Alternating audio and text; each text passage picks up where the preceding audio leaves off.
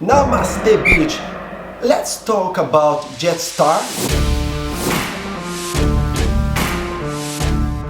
Hello again, Namaste again. How are you? I want to know, and it's always a pleasure talking to you.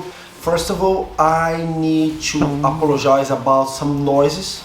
I hope you are not listening, but it's raining a lot right now, and unfortunately, I cannot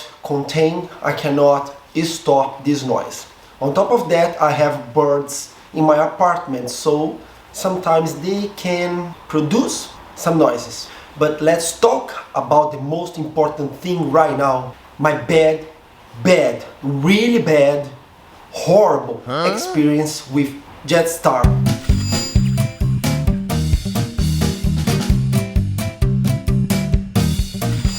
If you don't know, I am Brazilian, I love in Australia, and I love to talk about different things all the time. So this channel is about everything. So don't feel confused. It's more about my experience, more about my point of view, whatever. Anyway, recently I had the chance to go away, to travel, to enjoy my holiday or holidays. You understood. And destination, Indonesia, Bali, the magical island. I was super excited. It would be my first time over there. And I heard so many amazing things about that island. Well, I was really expecting to have the best experience. To be honest, I had. I cannot complain about anything about my trip, about my time in Bali. But I can complain a lot about my time here in Australia trying to go to Bali. I don't know if you know, but here in Australia we have one company called JetStar. This is a kind of low price company where you can find really good price to travel inside Australia and outside as well. There's something that I don't understand about JetStar, because sometimes these low prices are not so low like we expect. Sometimes we pay a bit more than the other companies. So some companies that charge you a lot, in a few times you can pay less than JetStar. Who can understand that? But it's okay. Most of the time you can find good price. And I have to admit, I travel a lot with JetStar. I like this company. Even I am going to say bad things about this trip, I still like this company. Well, let me rethink about that. At this moment, I don't like very much. At this time, yeah, I don't like. But maybe this thing can change in the future, who knows? Alright, a few months ago, I was browsing in the internet and I found one great promotion to go to Bali. When I saw the price, I thought, wow, that's amazing. That's a great opportunity to travel abroad, and why not have this experience? So I booked my trip, and finally the day arrived. No, not true. One day before the day, I was so excited, ready to go to Bali, and at 11 o'clock p.m. I received one email telling me that my flight was cancelled. So you think, okay, my trip is tomorrow at 4 and you are telling me one day before at 11 p.m. and that's it. Look how professional was that. Professional. But at the same time, they told me in this email that I would receive a new email with some extra information. I was very pissed off. That's the reality. I could not sleep very well, but I slept. In the next day, when I woke up, I realized that JetStar sent me one email at 6 a.m. telling me that they rebooked my flight for the next day at 1 p.m. You know, in the end, okay, I lost one day, but at least they took action. I can be one extra day here in Australia and prepare myself to enjoy the next day in Bali. So all good, all perfect, no problems. And in the next day, when I realized about my ticket, it was telling me to go to the domestic airport. And I was thinking, this is really bizarre. Because I am going abroad, so why should I go to a domestic airport? There's no immigration, there's nothing over there. So I thought maybe they are going to send me to another state, and from another state, maybe I'll take another airplane to go to Indonesia. Because JetStar was a bit confused at this time, maybe this information wasn't there. I was trying to call the call center, nobody was giving me the correct information, so I said, okay, I go to the domestic airport, and I always try to be at least 3 hours before my flight, because you know that sometimes can be a bit complicated. So no problem. I woke up next day, and 3 hours before 1 o'clock, I was there in the domestic part. That place, it was a mess, extremely confused. JetStar was a real mess. It was a shame to see how horrible it was, the situation over there. And when I was trying to validate my ticket, I just got an information that I should go to the international airport. Let's face the truth, this is kind of obvious. But I was really like confused. Why that? The good thing is that here in Sydney you have a free shuttle, a free bus that can bring you from one airport to another one. They are in the same place, but the Sydney airport is huge, so you need like 10 or 15 minutes inside a bus to go to one place to another. I was in a good mood because despite all these problems, I was traveling.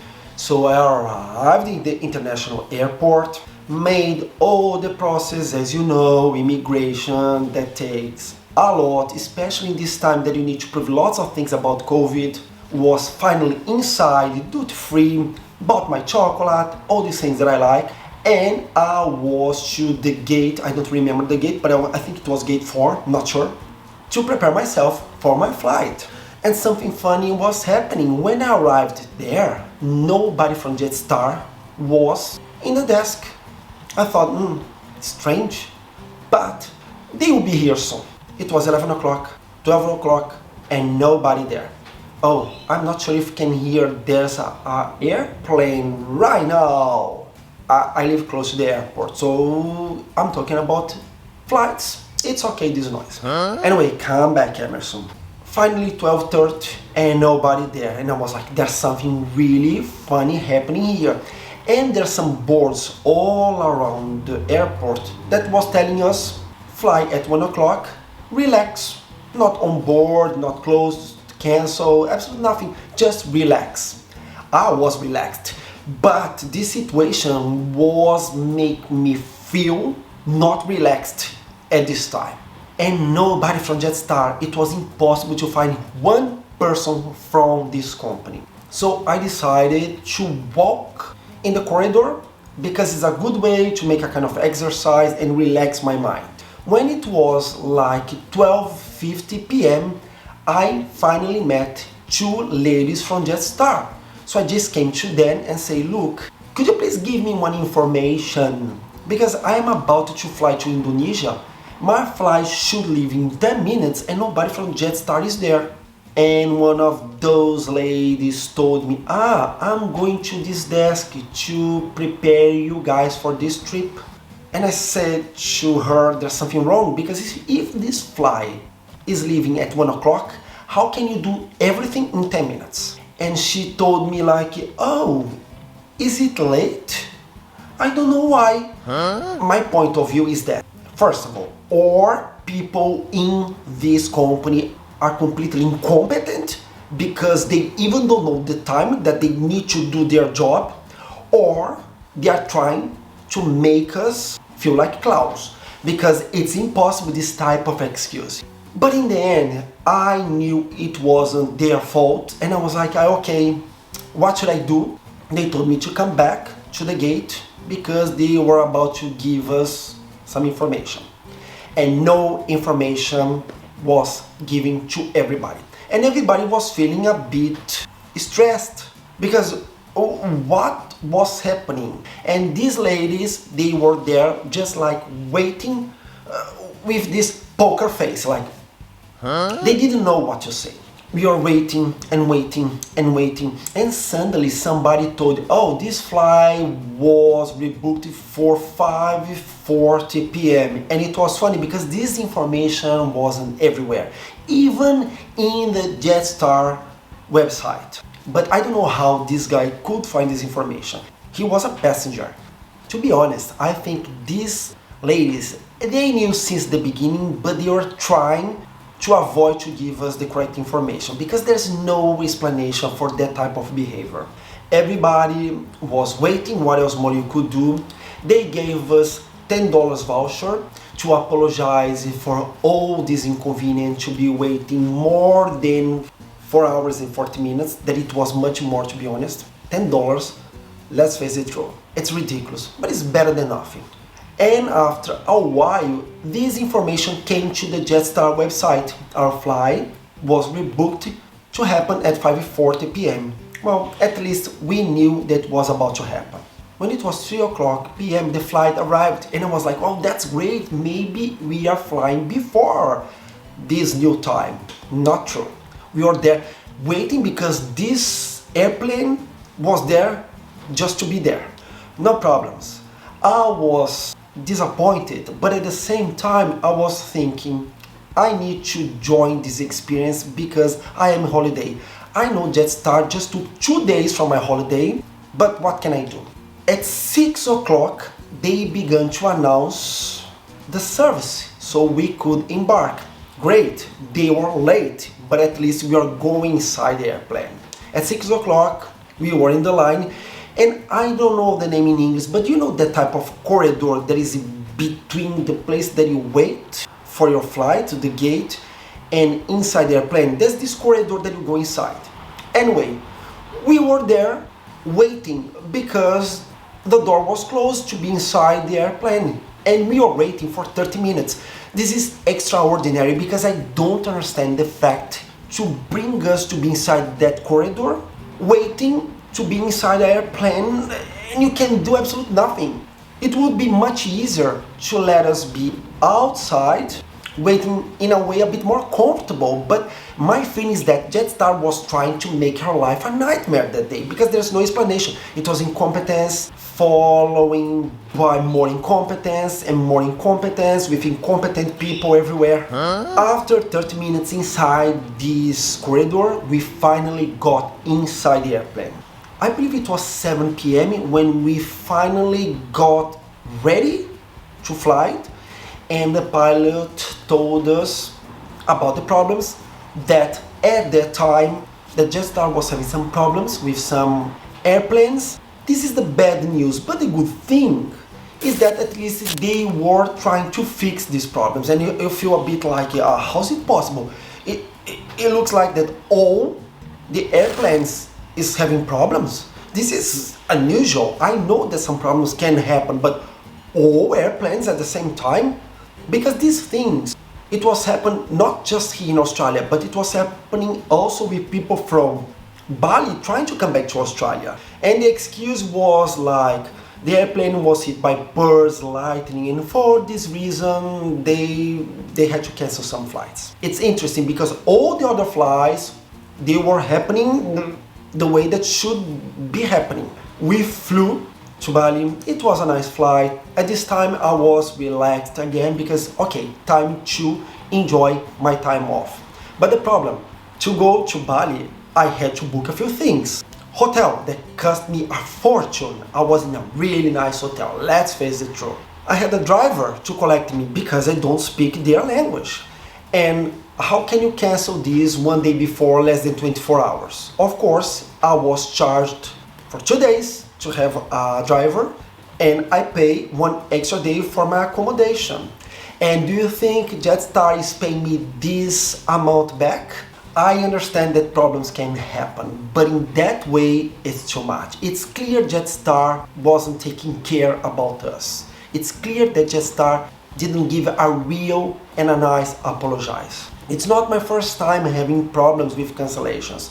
I had another cancellation a long time ago. By the way, this video that you can see here in the screen, if you cannot touch the screen, you can see the link below. Try to watch after. And it's curious because in this video that I was complaining about another company that canceled everything as well, I was saying good things about JetStar, but see how things can change. At that time, JetStar was treating us with respect. At this time, I felt unrespected, I felt abandoned, I felt like rubbish. That's the reality. Well, I got my holidays was amazing, was great, I love it, Bali. I had the best experience of my life, loved the people, loved everything. The only thing that I didn't love, it was this experience with JetStar. When I was there, I saw some news telling that lots of Australians were trapped in Bali because they weren't able to come back to Australia because the problem was getting bigger and bigger and bigger.